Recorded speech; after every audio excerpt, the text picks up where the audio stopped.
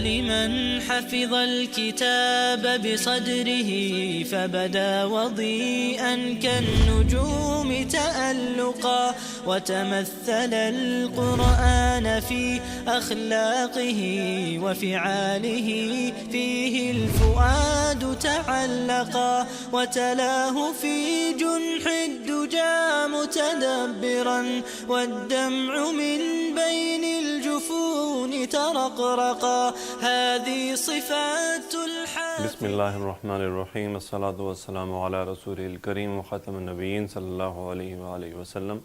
ربی یسر ولا تعسر وتمم بالخیر وبک نستعین، الحمدللہ رب العالمین. جی الحمدللہ ہم نے اسماء کو چاروں حالات میں پہچانا، چاروں باتیں اس کی اسٹڈی کی.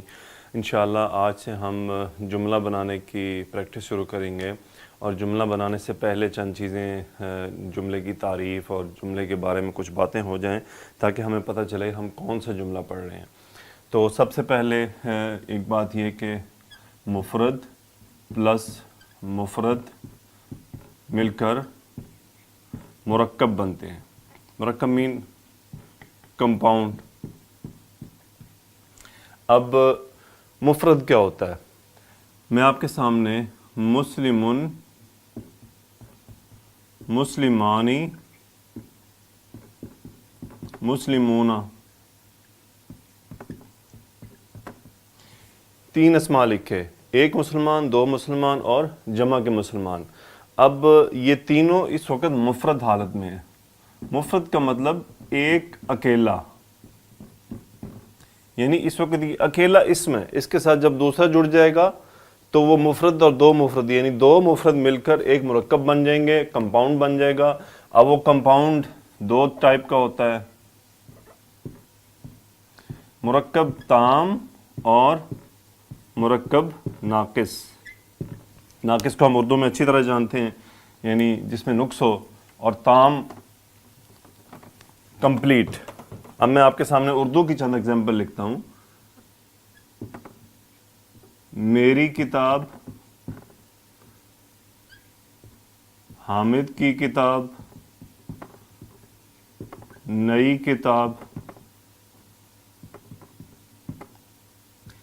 یہ کتاب،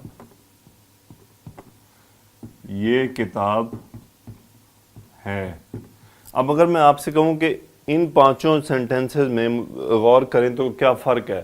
جب ہم غور کرتے ہیں تو ہمیں یہ پتہ چلتا ہے کہ یہ کتاب ہے ایک ایسا سینٹنس ہے جو کمپلیٹ میننگ دے رہا ہے، اور باقی میری کتاب، حامد کی کتاب، نئی کتاب، یہ کتاب، یہ ایک انکمپلیٹ میننگ دے رہے ہیں. تو یہ اس کا مطلب تمام مرکب ناقص ہیں، یعنی یہ انکمپلیٹ ہیں. اس کو ہم بعد میں اسٹڈی کریں گے.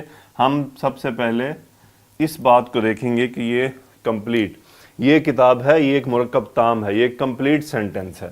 اب کمپلیٹ سینٹنس بھی دو طرح کا ہوتا ہے، تو انشاءاللہ ہم مرکب ناقص کو بعد میں دیکھیں گے. پہلے ہمارا ٹارگٹ مرکب تام ہے. اس میں سب سے پہلے ہوتا ہے ایک جملہ اسمیہ، دوسرا جملہ فعلیہ. اب دونوں کی ڈیفینیشن سن لیجئے. جملہ اسمیہ ایسا سینٹنس جو اسم سے شروع ہو، جو اسم سے شروع ہو اسے جملہ اسمیہ کہتے ہیں، اور جو جملہ فعل سے شروع ہو اسے جملہ فعلیہ کہتے ہیں. تو ہم نے ابھی تک اسم پڑھا ہے، تو ہم اسم کے حساب سے جملہ اسمیہ پڑھیں گے. ہم جملہ اسمیہ بنانے شروع کریں گے. حدیث اور قرآن پاک کی آیات بغیر فعل کے بھی مکمل ہو جاتی ہیں، جملہ اسمیہ میں ہی کمپلیٹ ہو جاتی ہیں اور اپنے پورے میننگ دیتی ہیں. عربی میں جملہ اسمیہ ایک پورا مکمل ایک اسٹرانگ جملہ ہے، اس طرح جملہ فعلیہ بھی ہے. انشاءاللہ اس کو ہم بعد میں پڑھیں گے. سب سے پہلے ہم جملہ اسمیہ کی اسٹڈی شروع کریں گے.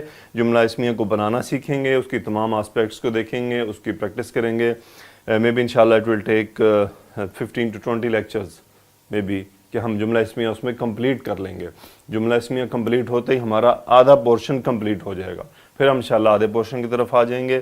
سو جملہ اسمیہ کی پریکٹس شروع کی جائے گی. انشاءاللہ اگلی ویڈیو میں ہم جملہ اسمیہ بنائیں گے، اس کی پریکٹس بھی کریں گے، پھر آپ کو ہوم ورک بھی ملے گا. اور انشاءاللہ میں کوشش کروں گا کہ ہوم ورک کو ڈسکرپشن میں بھی لکھ دیا کروں، تاکہ جو ساتھی ہمارے گروپ کا حصہ نہیں ہیں وہ مجھے ڈسکرپشن سے ہوم ورک لے کر اس کو مجھے واٹس اپ کر دیں.